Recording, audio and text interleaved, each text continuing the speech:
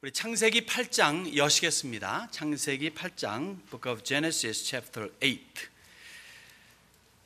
전장을 우리 함께 보시면서 말씀을 나누기를 원합니다. 사실 말 그대로 천지개벽의 사건이 벌어졌습니다. 배 혹 방주 뚜껑을 열고 세상을 바라보니까 땅은 땅이로되 옛 땅이 아니고 하늘은 하늘이로되 이제껏 보아왔던 하늘이 아닙니다. 살아가면서 점점점 느끼고 체감해 보니까 추울 때는 오지게 춥고 더울 때는 숨막히게 덥습니다. 명실공히 옛것은 사라지고 이제 눈앞에 보이는 모든 것들은 새로운 세상이 됩니다. 사람이라고는 그 많던 사람들 다 사라지고 노아의 식구 8명을 제외하고는 눈을 씻고 봐도 없습니다. 그동안 보아왔던 수많은 생물들, 방주 안에서 함께 나온 생물들을 제외하고는 보여지는 게 없습니다. 아마도 이때 그 크고 그리고 어마어마했던 공룡들도 다 이때 죽음을 면치 못했으리라 믿고, 그러니까 그리워지는 것은 아기 공룡 둘리가 그리워집니다. 이제껏 살아왔던 온화했던 환경보다는 추나 추동이 확실하고 지역마다 기후가 달라졌어요. 홍수 전보다는 훨씬 더 열악한 환경, 즉 사람 살기에 별로 호의적이지 않은 환경 속에서 이제 살아가야 합니다. 오늘 본문의 말씀은요, 물로 인해서 멸망을 초래하게 된 세상이 어떻게 다시 시작되고 있는가를 설명해 줍니다. 물론 그 당시의 사건을 미주알 꼬주알 다 캐어내진 않는다 할지라도 유일하게 그 당시의 사건을 기록한 책은 성경뿐입니다. 이제 새로운 시작을 시작하는 면에서 우리가 세 가지 면으로 하나님을 우리 살펴보기 원합니다.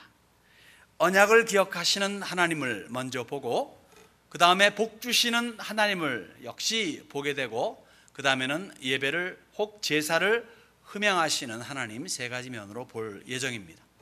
1절에서 14절을 보게 되면요, 거기에서 언약을 기억하시는 하나님을 보게 됩니다. 우리 1절로 14절까지 한번 여러분 눈으로 읽으시고 제가 입으로 읽겠습니다.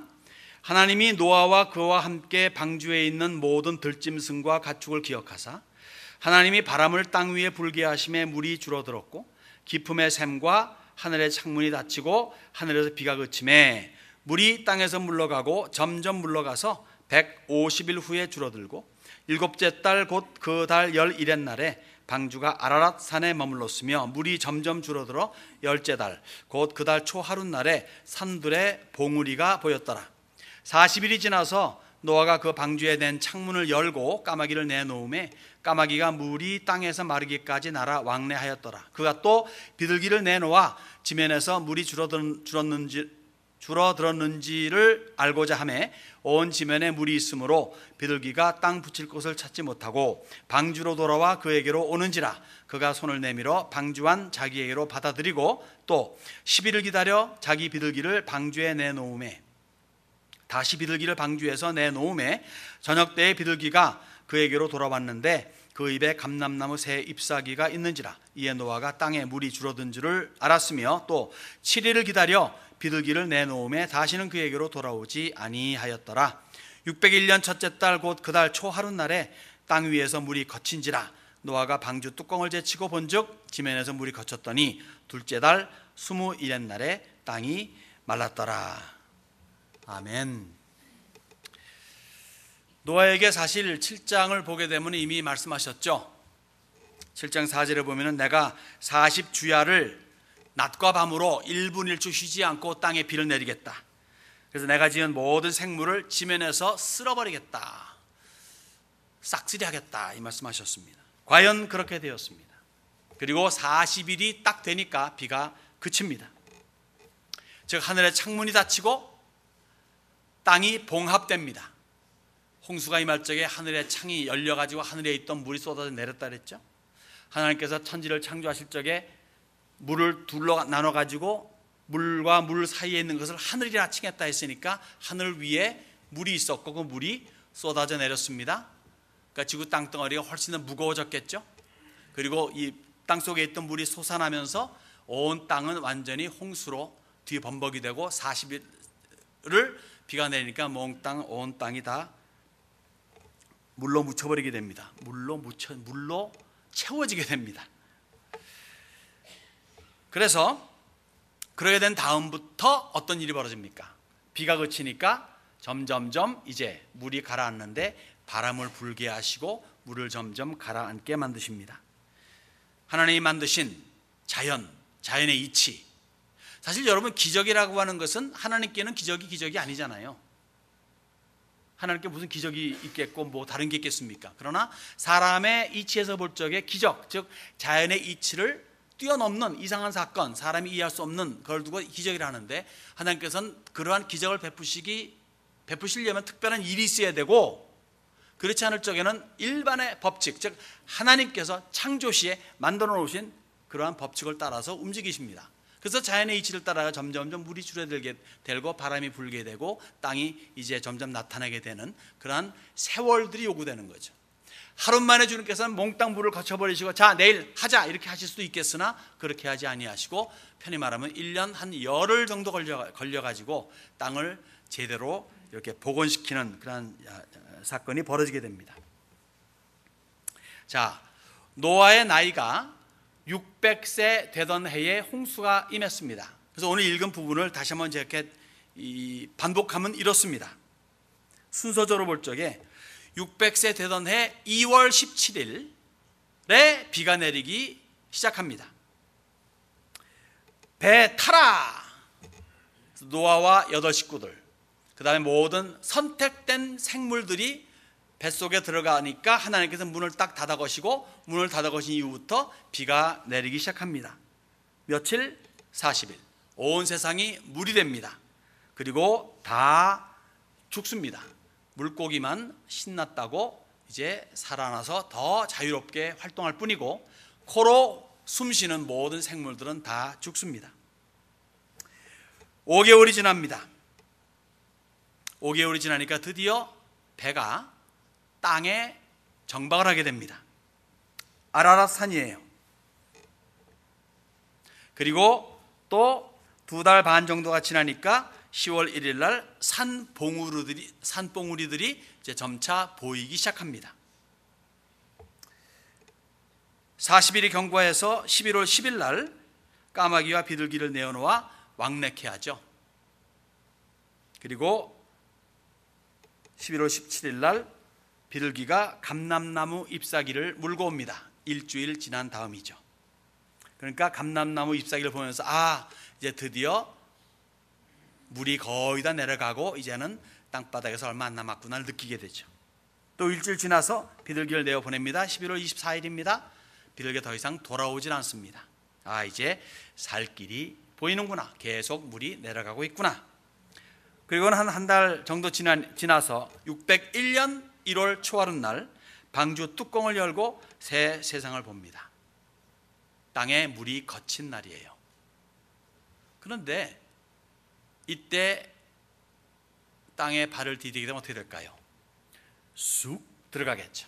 늪지대 같은 모양이에요. 땅은 보이나 더 이상 보이지만 사람이 발을 디디기에는 힘들죠. 그래서 한 2달 정도 더 지납니다. 2월 27일 돼가지고 땅이 마릅니다. 드디어 하산이 아니라 뭐죠? 하선하는 그런 날이 됩니다. 여러분, 40일 동안의 홍수로 말미암아 그 홍수가 끝나고 그 땅이 다시 이렇게 회복되려면 1년 열흘이 걸렸더라고요. 그러니 그 1년 열흘 동안 노아와 그 식구들, 그 선택받은 생물들이 그 방주 안에서 얼마나 답답했을까요? 비가 내릴 그 당시에는 구원받았다, 우와 우린 살아났다 하는 안도감이 있고 그래 행복했겠지만, 하루 이틀, 한 달, 2달, 열흘, 1년 뭐 등등 지나가니까 이제 답답하기 그지없습니다. 특히 이제 하선할 날이 가까우면 가까울수록 더 앵시어스해지겠죠. 빨리 나갔으면 좋겠다. 사실 이때쯤으로부터 시작되어 가지고 지구 땅덩어리가 이제는 변화를 일으키는 시기가 되지 않았나 생각을 해봐요. 다시 말해 지구 땅덩어리는 이제 이 융기와 이 침강을 거듭해 나가면서 오르락내락하는, 그리고 사방각지에서 지진 내지 화산 폭발 등등 일어나면서 지금과 같은 그런 땅덩어리를 형성하지 않겠나 생각해 보죠. 산이 점점점 높이 솟아오르기 시작합니다. 그래서 결국 우리가 최고의 높은 산을 두고 에베레스트 산이라 말하기도 하고, 점점 깊어지는 골이 있습니다. 거기에 또 물이 채워집니다. 가장 깊은 마리아나 해연이 그래서 생겨나기도 하지 않았나 생각이 듭니다. 그러면서 이제 지금과 같은 그런 땅덩어리를 형성하는데 어떤 사건이 벌어집니까? 하늘 위에 지구를 감싸고 있던 물이 몽땅 쏟아져 내리니 이제 태양의 직사광선을 피할 길이 없습니다. 그래서 뭡니까? 남쪽과 북쪽, 남극, 북극은 사람 살기 힘들도록 추워지고, 적도는 어떻게 됩니까? 불볕이 되는 거죠.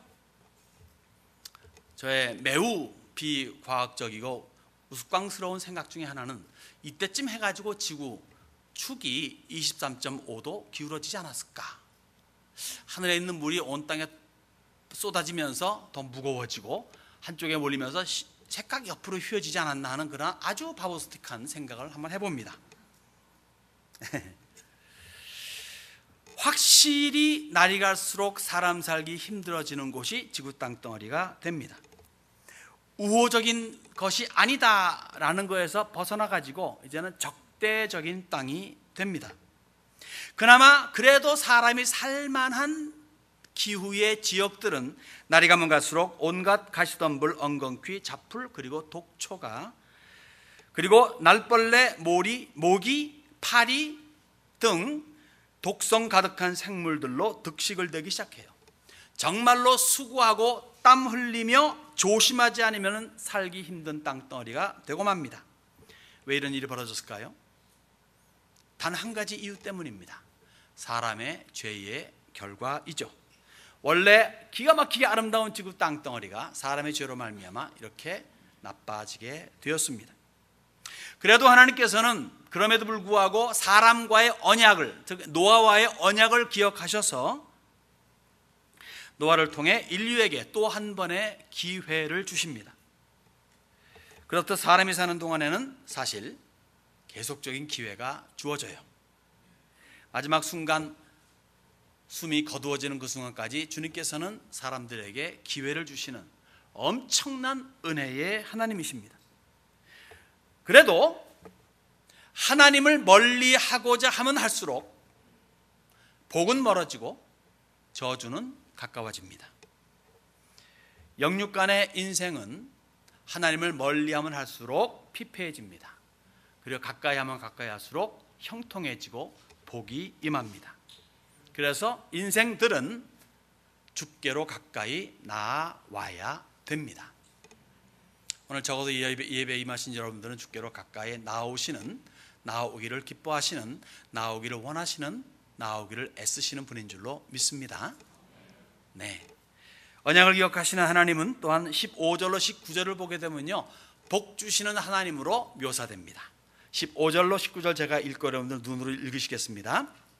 하나님이 노아에게 말씀하여 이르시되 너는 내 아내와 내 아들들과 내 며느리들과 함께 방주에서 나오고 너와 함께한 모든 혈육이는 생물 곧 새와 가축과 땅에 기는 모든 것을 다 이끌어내라. 이것들이 땅에서 생육하고 땅에서 번성하리라 하시매, 노아가 그 아들들과 그의 아내와 그 며느리들과 함께 나왔고 땅 위에 동물 곧 모든 짐승과 모든 기는 것과 모든 새도 그 종류대로 방주에서 나왔더라. 아멘. 제가요 후주에 볼 말씀이죠. 9장 1, 2절 좀 미리 읽겠습니다. 9장 1, 2절. 하나님이 노아와 그 아들들에게 복을 주시며 그들에게 이르시되 생육하고 번성하여 땅에 충만하라. 땅의 모든 짐승과 공중의 모든 새와 땅의 모든 기는 모든 것과 바다의 모든 물고기가 너희를 두려워하며 너희를 무서워하리니 이것도 너희의 손에 붙였음이니라. 좀 다르죠? 창세기에 나왔던 그 아담 때 나왔던 것은 뭐냐면 번성하고 생육하고 번성하라, 땅에 충만하라, 그리고 온 세상의 모든 생물도 어떻게 하라? 다스려라. 여기서는 먹어라, 삼겹살을 먹어라, 뭐 이런 얘기도 되겠습니다. 1년 열흘 만에 땅을 비로소 밟는 노아와 그 식구들 또 생물들 그 심정이 어땠을까요? 감회가 새로웠을 것이 뻔합니다. 사람은 흙으로 지어졌기 때문에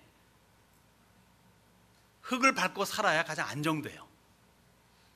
이들은 뱃속에서 1년을 넘게 있었습니다. 넘실거리는 물 위에서 항상 요동했었습니다. 이제 드디어 땅을 밟습니다. 얼마나 참 느낌이 좋았을까요? 드디어 하나님께서 말씀하십니다. 나가라. 그리고 잘 살아라. 작은 방주 안에서 수많은 동물들 치닥거리느라고 정신없었고 바빴어요. 먹이 주고 모이 주고 또 냄새가 풍깁니다. 사람 냄새, 가축 냄새, 그리고 배설물 냄새. 이 진동하는 곳에서 드디어 밖으로 나오게 됩니다. 신선한 공기, 맑은 하늘, 탁 트인 공간 눈앞에 펼쳐집니다. 정말 살맛 나지 않겠습니까? 사실 여러분이나 저나 이 미국이라고 하는 이곳 살기 때문에 스모그라든가 미세먼지라든가 황사 이거 잘 모릅니다. 근데 제가 10년 전에 베이징 갔을 적에요. 그래서 서울은 한결났어요. 베이징 갈 적에 정말 대낮인데 꺼멓더라고요. 비가 오려나 그랬더니 그게 아니래요. 하늘엔 태양이 쪘는데 하도 스모그 현상이 심해가지고 뿌연 그렇게 살아갑니다. 그러다가 미국에 오면 얼마나 확 시원하고 좋을까요? 그런 식으로 뱃속에만 있다가 방주 속에만 있다가 갑자기 탁 얼마나 기분이 살만났을까 생각을 해봅니다. 그리고 하나님께서 복 주십니다. 생물들에게 뭡니까? 생육하고 번성하라. 사람들에게 뭡니까? 생육하고 번성하고 땅에 충만하고 그 다음에 다스리란 말은 안 해요. 먹어라.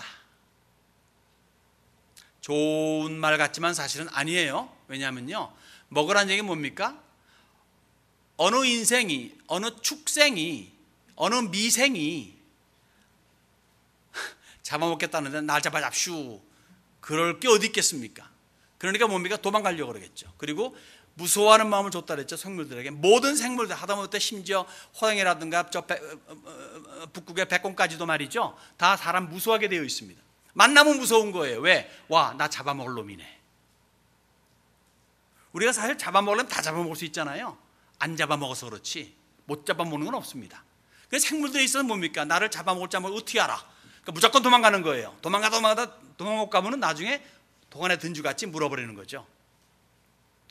그러니까 이제껏 잘 다스려라, 즉 잘 well manage하라 해서 이제는 먹으라가 되니까 이제는 우호적인 관계가 아니고 뭡니까? 이제는 적대적인 관계가 생물들과 이루어지게 되는 겁니다. 별로 안 좋은 거죠, 사실. 나중에 이제 우리 성경 또 쭉 보게 되면은 저 천년 시대라든가 그럴 때 보게 되면 꼬마 아이가 독사의 그 뭐죠? 굴 속에 손을 넣어도 안 물리고 같이 놀고 사자고 호랑 이런 식으로 표현이 있는 것은 다시 복귀시킨다는 이야기예요. 과거로. 그렇게 해야 이제 모든 것이 다 잘 마무리되고 끝나게 될 것이니까, 안식이 지구 땅에 있게 되는 것이니까. 아무튼 그렇습니다. 자, 우리가 사는 우리의 세상을요, 방주 안으로 생각해 볼 수 있겠습니다. 그 방주 안에 1년 10개월 열흘 있으면서 얼마나 그 사람 냄새, 또 죄, 사람 냄새라는 게 뭐겠습니까? 사실 죄의 냄새예요. 죄의 냄새. 이 죄의 냄새가 얼마나 쩌든 세상이 되어 있습니까? 마치 방주 안에 퀴퀴한 냄새로 가득 찼듯이. 그런데 때가 되면 하나님께서 말씀하십니다. 나가라. 세상에서 나가라는 얘기.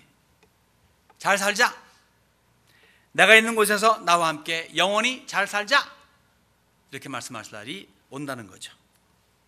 비좁은 방주에서 1년 열흘을 옥신각신 하며 살다가 문 열고 탁 트인 세상에 나올 때 느낄 수 있을 법한 희열감, 아니 그보다 훨씬 더 큰 강도의 희열감, 즉 어둡고 혼탁한 세상에서 해방되어 하늘나라로 들어갈 때의 희열, 기쁨, 감격을 한번 생각해 보십시오. 아마 많은 여러분들은 세상이 얼마나 지금 살기 좋은데요? 라고 말할 수 있습니다. 맞죠? 적어도 저는 그렇게 생각해요. 우리가 무슨 종교에 핏발받는 것도 아니고, 내가 믿는 하나님 때문에 목숨이 간당간당 되는 것도 아니고, 얼마나 좋은 세상입니까? 나가면 추워? 더워? 히터 켜? 아니지. 더워? 에어컨 켜? 추워? 히터 켜? 멀어? 자동차 타고 가? 얼마나 편한 사회에 살고 있습니까? 이런 세상에서도 와 좋다 그러는데도 적어도 영적인 면이라든가 등등 여러 면에서 볼 적에 뭡니까? 더럽고 혼탁한 세상이다 말하는데, 그것을 방주 안이라 본다면 방주 밖의 세상은 훨씬 더 좋은 거죠. 마찬가지 하나님 나라, 상상할 수 없을 정도로 더 좋다는 이야기입니다. 여기가 좋사오니 하고 초막새 찢지 말라 이거예요. 가자. 우리가 할 사역이 있다. 그 사역 끝나면은 저 나라에서 나를 영접하는 누가 천사들이 환영하며 나팔소리 들을 것이다 하는 그런 것을 우리는 연상할 수가 있겠습니다. 여러분, 진정한 복 중의 복은 천당의 복이에요.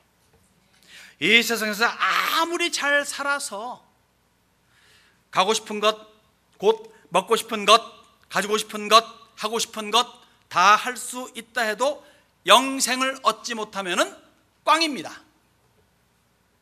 이 세상에서 아무리 유명 인사가 되고 존경을 한 몸에 받고 권세가 하늘을 나는 새도 떨어뜨릴 정도가 된다 해도 또 오장육부가 튼튼해가지고 90, 100세가 될 때까지 모든 거 다 잘 먹고 잘 지내고 건강하게 다 지낼 수 있다고 하더라도 그러한 것들을 모두 다 포함해야 방주 안에 퀴퀴한 냄새와 지저분한 배설물일 뿐입니다. 그런 표현은 내 말이 아닌 제 말이 아니라 성경의 표현이에요. 바울 사도가 이렇게 말합니다. 내가 그를 위하여 모든 것을 잃어버리고 배설물로 여김은 그리스도를 얻고 그 안에서 발견되려 함이니. 그리스도를 위하여, 즉 그리스도와 비교되는 모든 것들은 다 해봐야 기껏해야 배설물 정도다 이거예요. 배설물이 뭡니까 여러분들? 여러분의 배설물은 뭡니까? 강단에서 말하긴 좀 모해서 말하긴 않겠지만 그런 거예요. 아무리 여러분들이 귀히 여기고 아무리 훌륭하다 여겨지고 아무리 멋있다 여겨진 것들도 그리스도와 비교할 적에는 배설물이라 이거예요. 여러분, 예수님께서 드신 예화를 한번 생각해 보십시오. 자, 이런 비유가 있었죠. 부자가 있고 누가? 나사로가 있었다. 부자, 나사로. 이 이야기 모르시는 분 손 들어보세요. 다 압니다. 자, 부자는 이 땅에 살면서 떵떵거리고 살았고 나사로는 부자 밑에서 주워 먹고 살았습니다. 심지어 그가 병이 많아가지고 그 헌대를 개들이 핥을 정도로 아주 비참하게 살았어요. 즉 부자가 보기에 이 거지 나사로는 뭡니까? 배설물이었습니다. 씬이 바뀝니다. 둘 다 죽었습니다. 여기 나사로는 아브라함 품에 있습니다. 천국 갔다는 이야기이죠. 여기 부자는 음부에서 고통당합니다. 지옥 갔다는 얘기죠. 그리고 뭡니까? 어떻게 됐습니까?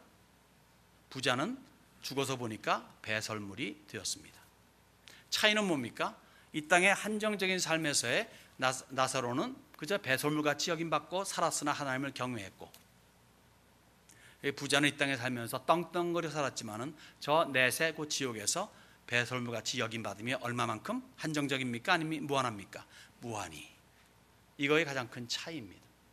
그런데 여러분과 저는 얼마나 행복해요. 이 땅에서 떵떵거리고 나중에 저 천당도 떵떵거리고 떵떵소리와 떵떵순이가 다 가득 찬 데가 여기 아닙니까?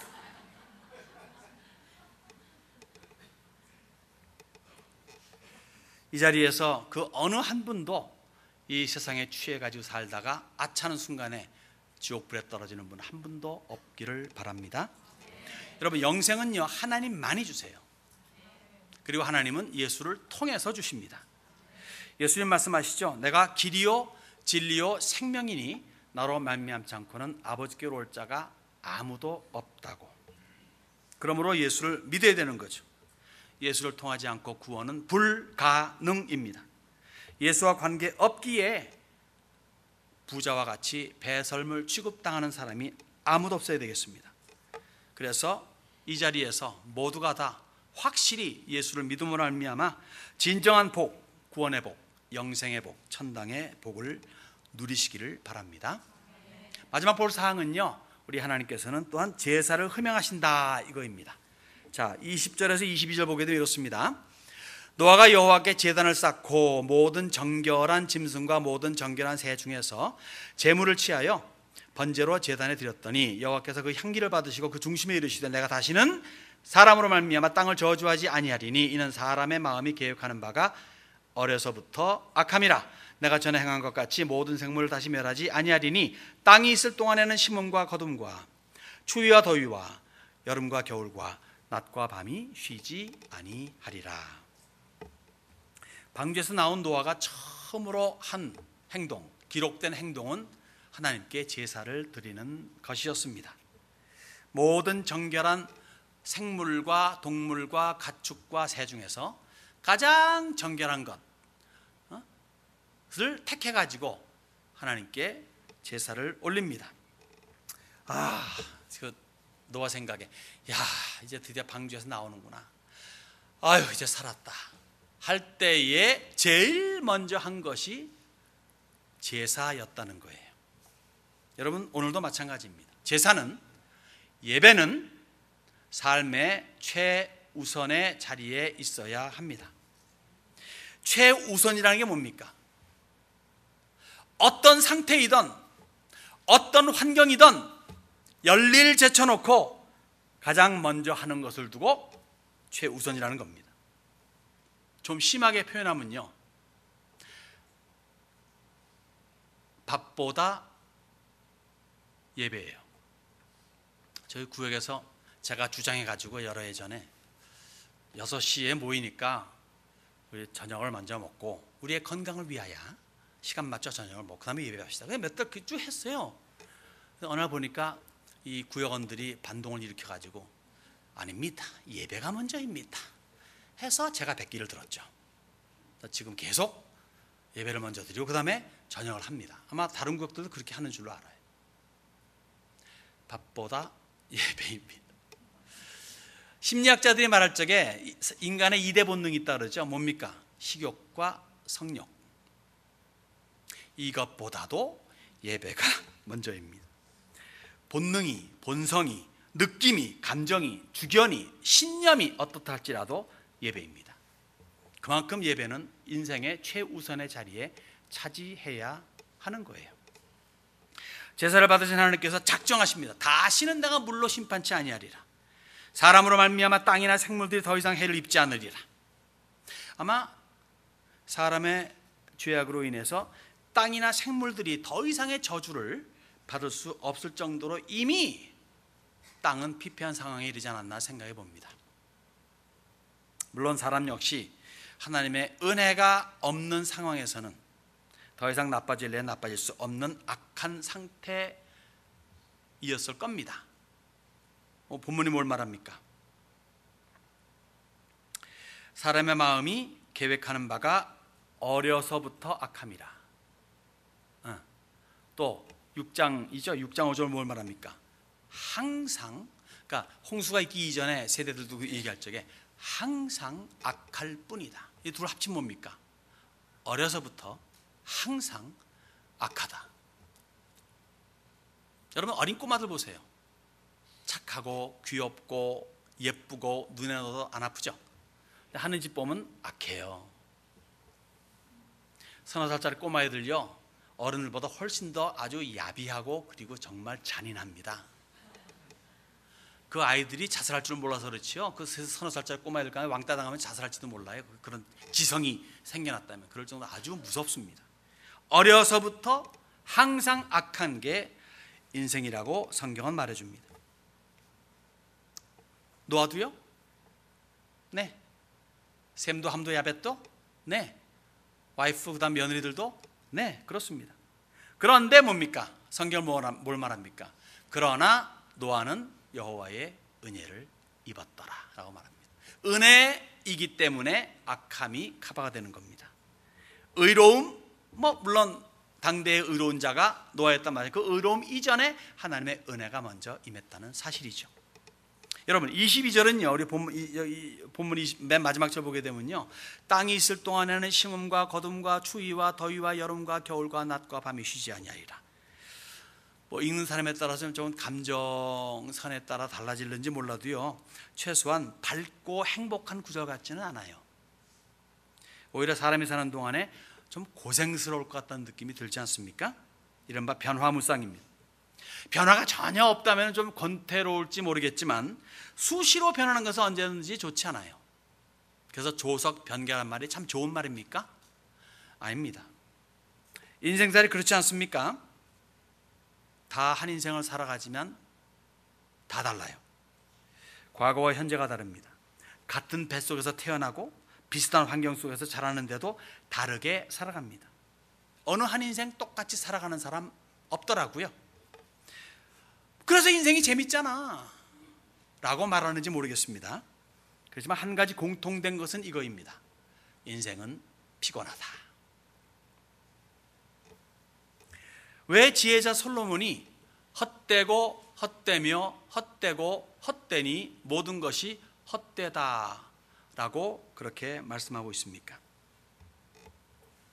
솔로몬은요, 전도서를 통해서 전체를 보게 되면요, 정말 많은 구절 속에서 인생의 헛됨을 이야기하고 인생의 피곤함을 이야기해 줍니다. 제가 시간 관계상 다는 못 읽겠고 몇 군데만 제가 살펴서 같이 보기로 하겠습니다.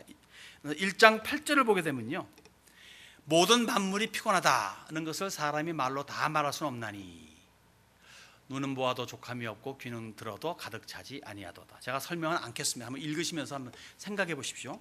1장 14절을 보면요, 내가 해 아래에서 행하는 모든 일을 보았노라. 보라, 모두 다 헛되어 바람을 잡으려는 것이로다. 우리 여러 해 전에 전도서 강의했었죠. 조금 이해하셨으면 이해가 됩니다. 헛된 것이 헛된 것이지만 헛된 것이 헛된 것은 아니다, 이렇게 표현하면서 인생의 의미를 살펴보았죠. 어쨌든 이 본문에서 말하는 것은 보통 일반적으로 볼 적에 인생은 헛되다 이거예요. 또 4장 2절과 3절 같은 데 보면 이렇습니다. 산자보다 죽은 자가 더 복되며 이들보다 아직 출생하지 아니하여 해 아래에서 행하는 악한 일을 보지 못한 자가 더 복되다 하였노라. 살아있는 사람보다 태어나지 않은 사람이 더 복되대요. 얼마나 인생이 피곤하면 그렇게 설명을 하겠습니까? 또 7장 15절 같은 데 보면 이렇습니다. 자기의 의로움에도 불구하고 멸망하는 의인이 있고 자기의 악행에도 불구하고 장수하는 악인이 있으니, 이거 얼마나 인생이 불공평합니까? 얼마나 억울하고 화가 납니까? 피곤하지 않아? 이런 말 들으면요. 그렇습니다. 또 9장 3절 같은 데 보게 되면요, 그 다음으로 넘어가요. 9장 16절 같은 데 보게 되면요, 지혜가 힘보다 나으나 가난한 자의 지혜가 멸시를 받는데, 그리고 11장 10절 보게 되면은 어릴 때와 검은 머리의 시절이 다 헛되니라.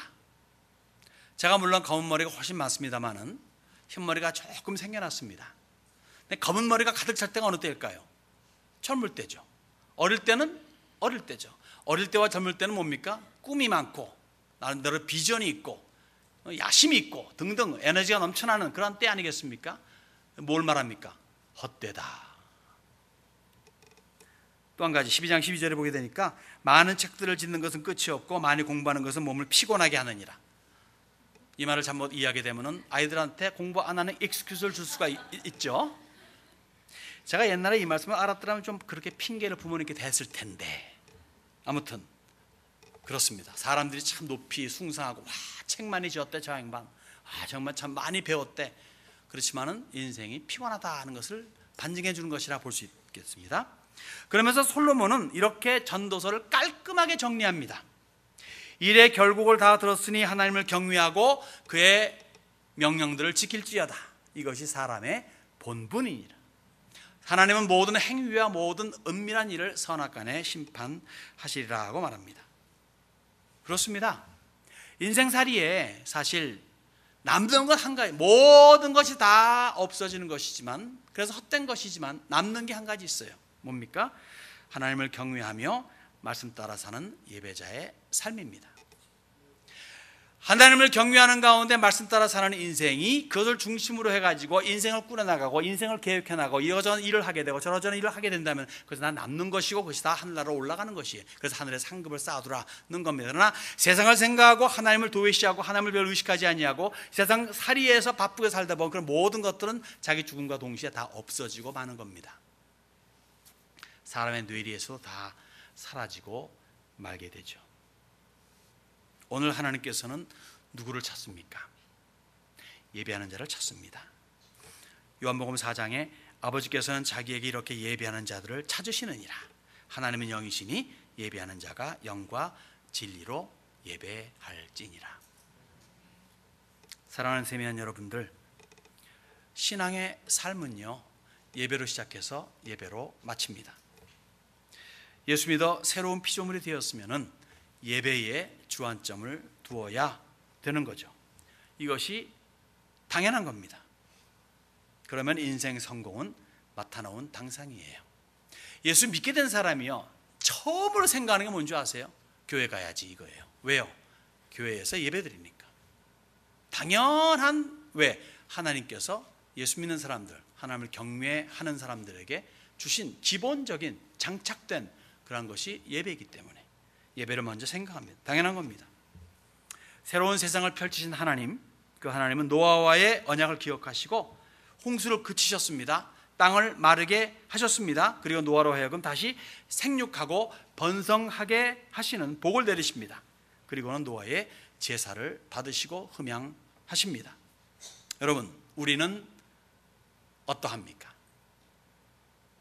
여러분, 새로운 피조물 맞습니까? 그럼 이러한 찬송 같이 한번 불러야 마땅한 것 아니겠습니까? 보라 새롭게 된 이 피조물, 주의 놀라운 권능. 다시 한번, 다 안 부르니까 같이 다시 한번 다. 보라 새롭게 된 이 피조물, 주의 놀라운 권능. 찬양하세 우리 주, 오 주여 영광 받으소서. 여기까지만. 끝까지 하면 지루해요. 네. 자, 새롭게 된 피조물은 하나님의 권능을 인정하면서 찬양하는, 영광 돌리는, 즉 예배자의 삶을 추구합니다. 우리가 신자라면은 신자이기에 주님을 찬양하고 하나님의 영광을 위해서 인생의 모든 것을 총동원하는 예배자의 삶, 이 삶이 여러분들의 인생이 되시기를 주님의 이름으로 축원합니다.